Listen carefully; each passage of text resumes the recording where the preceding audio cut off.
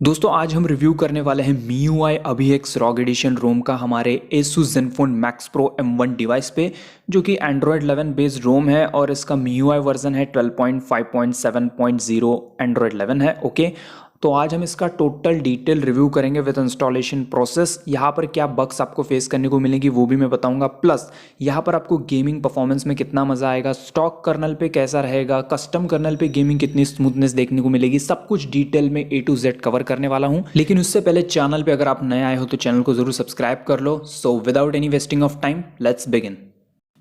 तो सबसे पहले हम स्टार्ट करते हैं अबाउट सेक्शन से। तो यहाँ पे जैसे कि आप देख पा रहे हो अभी X ROG एडिशन है, एंड्रॉयड 11 बेस्ड रोम है। यहाँ पे सिक्योरिटी पैच 2022-0101 का देखने को मिलेगा। यहाँ पे जो कर्नल है वो स्टार डस्ट का कर्नल देखने को मिल जाता है। अब बात करूँ सेफ्टी नेट की, तो जो सेफ्टी नेट है वो बाय डिफ़ॉल्ट फेल्ड है, तो आपको इसको फिक्स करना पड़ेगा तब आपका पास होगा। कैसे फिक्स करोगे? सबसे पहले मैजिस से रूट करना है, लेटेस्ट मैजिस से रूट करो, ठीक है। देन उसके बाद रूट करने के बाद आपको करना क्या है, यहाँ पे दो मॉड्यूल्स जो है वो फ्लैश करनी पड़ेगी। कौन से दो मॉड्यूल्स दिखाता हूँ। एक आपको जो है universal safety net fix module flash करना पड़ेगा।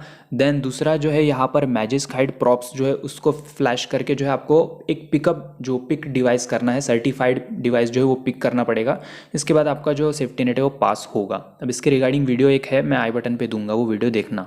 देन बात करूँ Gcam की, तो यहाँ पर Gcam most of the modes अच्छे से वर्क करिए Gcam की, ठीक है। यहाँ पर आपको प्री इंस्टॉल्ड या फिर बोलो डिफ़ॉल्ट कोई कैमरा देखने को नहीं मिलेगा, आपको खुद से Gcam वगैरह इंस्टॉल करना पड़ेगा। ओके, देन जो CLinux स्टेटस है वो परमिसिव है। I repeat, CLinux status permissive है। ओके, अब बात करूँ यहाँ पर गूगल फोटोज़ की, तो यहाँ पे स्पूफिंग देखने को नहीं मिलेगी।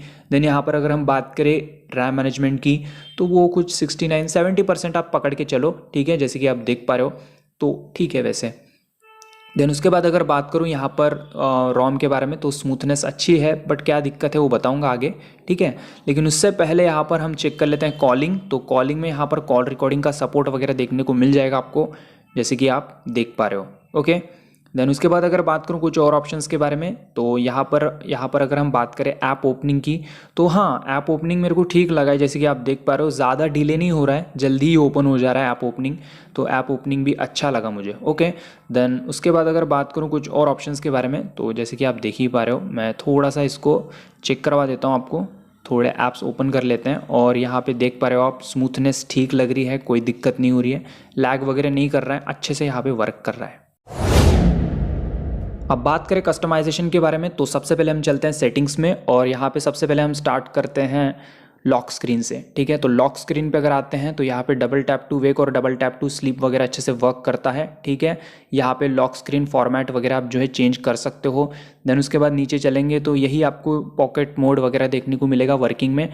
देन डिस्प्ले की बात करूँ तो यहाँ पे डार्क थीम वगैरह आपको अच्छे से वर्किंग में मिल जाएगा। Okay, dark mode dark theme एक ही है। देन बात करूँ यहाँ पर कलर स्कीम की, तो ये वगैरह कुछ आप सेट कर सकते हो।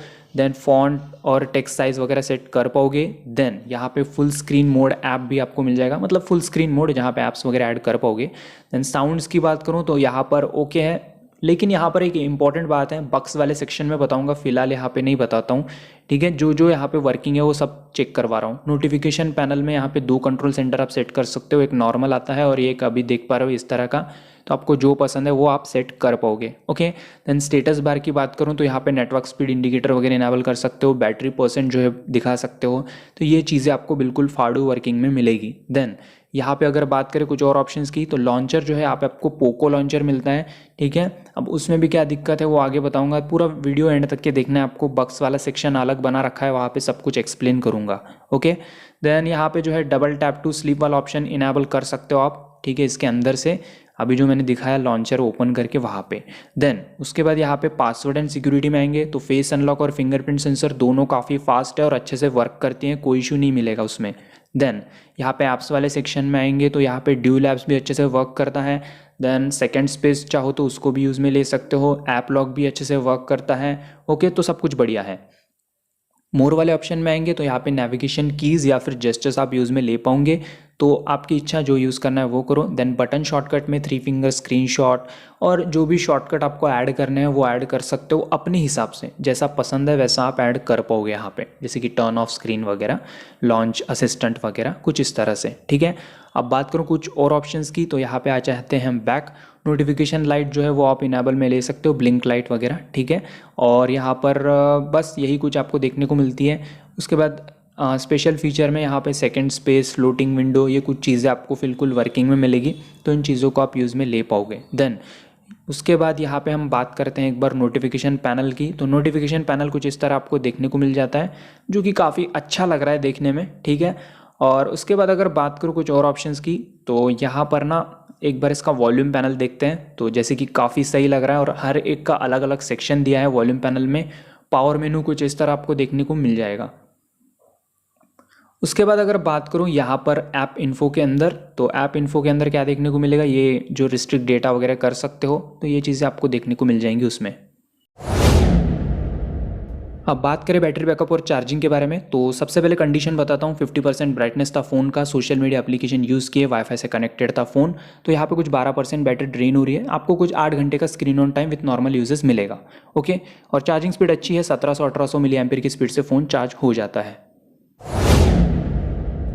अब बात करते हैं परफॉर्मेंस के बारे में। तो सबसे पहले गीकबेंच 5 स्कोर चेक करते हैं। स्टॉक कर्नल पे स्कोर चेक करवा रहा हूँ। तो जो स्टॉक कर्नल पे स्कोर है 262, सिंगल कोर, मल्टी कोर है 1020। अब बात करते हैं कस्टम कर्नल की। सिंगल कोर 322, मल्टी कोर 1184 है, ठीक है। कौन सा कस्टम कर्नल है आगे बताऊंगा। उसके बाद अगर बात करें यहाँ पर CPU थ्रॉटलिंग की, तो 95% ऑफ मैक्स परफॉर्मेंस, वाओ। और जो गेमिंग के आप ग्राफिक सेटिंग्स देख लो, गेम के ग्राफिक सेटिंग्स जैसे कि आपने देख ली, स्टॉक कर्नल पे गेमिंग कर पाओगे, बट दिक्कत होगी आपको थोड़ा सा, मतलब होगा गेमिंग, ऐसा नहीं है कि बिल्कुल ही एकदम ही पत्थर कंडीशन नहीं है, होगा गेमिंग वगैरह, मतलब मीडियम गेमिंग होगा ऐसा बोल रहा हूँ। और स्मूथनेस को थोड़ा इंक्रीज़ करना है, थोड़ा बेटर गेमिंग आपको चाहिए, तो यहाँ पर आप कस्टम कर्नल यूज़ में ले सकते हो, ठीक है। कौन सा कर्नल है वो, Skywalker HMP kernel use में ले सकते हो, जिसमें आपको स्मूथनेस अच्छी मिलेगी। एक बात ध्यान में रखो, स्टार्टिंग के 2-3 गेम प्ले बहुत ही ज़्यादा बढ़िया चलेंगी, लेकिन बाद में ना थोड़ा डिवाइस हीट होगा और लैग करना स्टार्ट करेगा, ठीक है। तो मीडियम गेमिंग परफॉर्मेंस मिलेगी, ओके। आप अभी थोड़ा गेम प्ले देख लो, आगे मैं बग्स और इंस्टॉलेशन प्रोसेस बताऊंगा।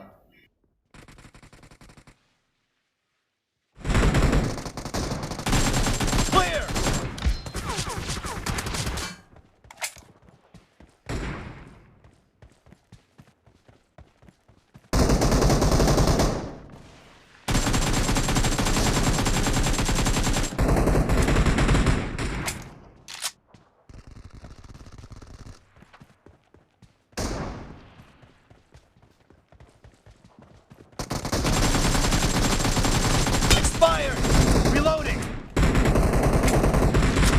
Killing spree for the blue team!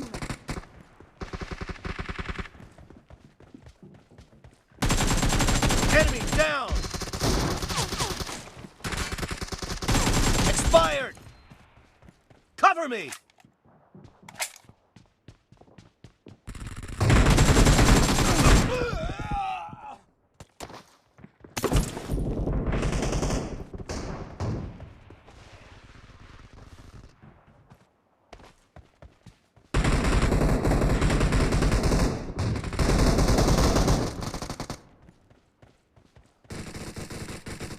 Be careful! You're losing the game! The blue team doesn't have a lot of time left!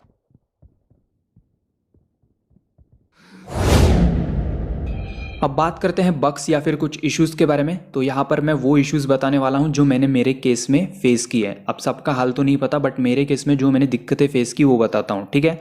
तो पहली दिक्कत जो मेरे को लगी है, यहाँ पर जब भी मेरे को इनकमिंग कॉल आता है, मतलब किसी का कॉल आता है, तो रिंगटोन का आवाज़ बहुत ही कम आता है, बहुत कम लगता है यार, सुना ही नहीं देता ढंग से, ठीक है।